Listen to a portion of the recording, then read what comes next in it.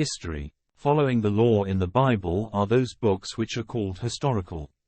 They cover the history of Israel from the settlement in the promised land of Canaan to the first centuries before Christ.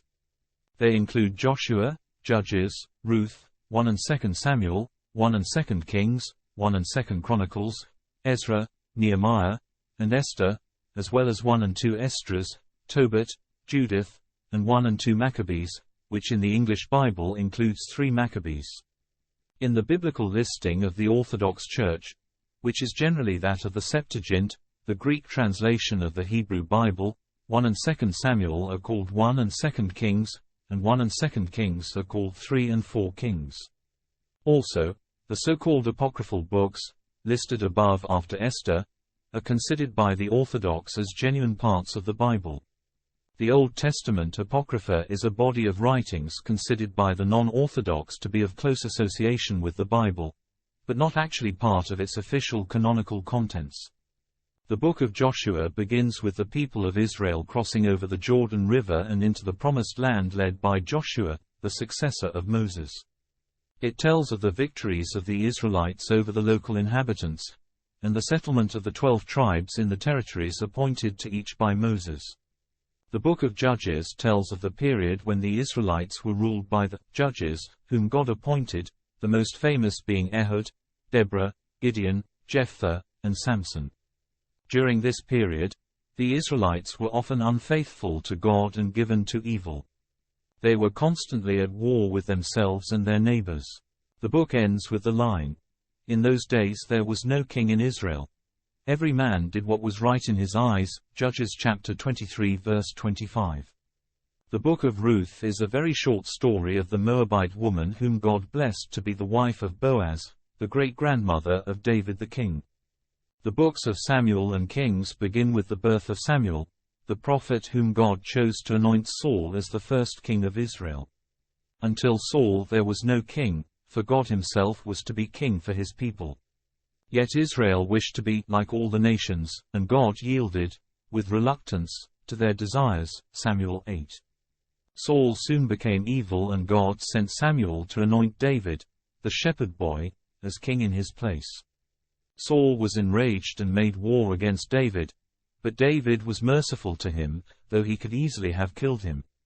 During this whole time, the Israelites were constantly at war. Saul finally killed himself rather than be taken in battle, and David became the only king. Having subdued all of his enemies, both within Israel and without, David established a glorious kingdom centered in Jerusalem, the city which he built. David's son, Solomon, favored by God with great wisdom, enlarged his father's kingdom and built the great temple for God on Mount Zion. The kingship of David and Solomon lasted from 1000 to 422 BC. No sooner had Solomon died than the kingdom collapsed. 2 rival states emerged, Israel and Judah, which were constantly at war with each other and with those around them. This was a time of great decadence and evil that lasted for about 300 years and ended with the Babylonian captivity, 587–539 BC. It was the time of Elijah and many of the great prophets of God.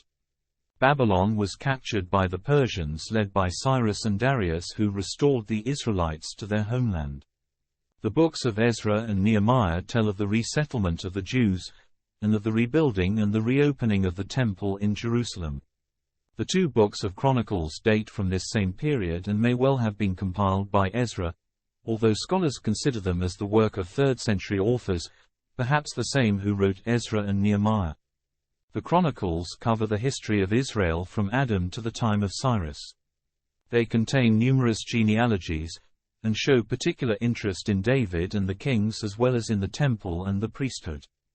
In the Septuagint Bible, the Chronicles are called paralipomena, which means that which has been left out, thus indicating their purpose as being to fill in what has been excluded from the earlier historical books of the Bible.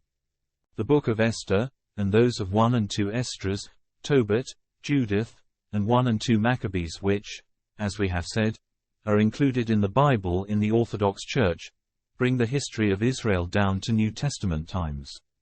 They tell of the reorganization of the Jewish community around the temple, the cult and the law as a mere remnant of the great nation, or nations of Israel and Judah, which existed before the time of exile, a struggling remnant constantly in subjugation to external powers.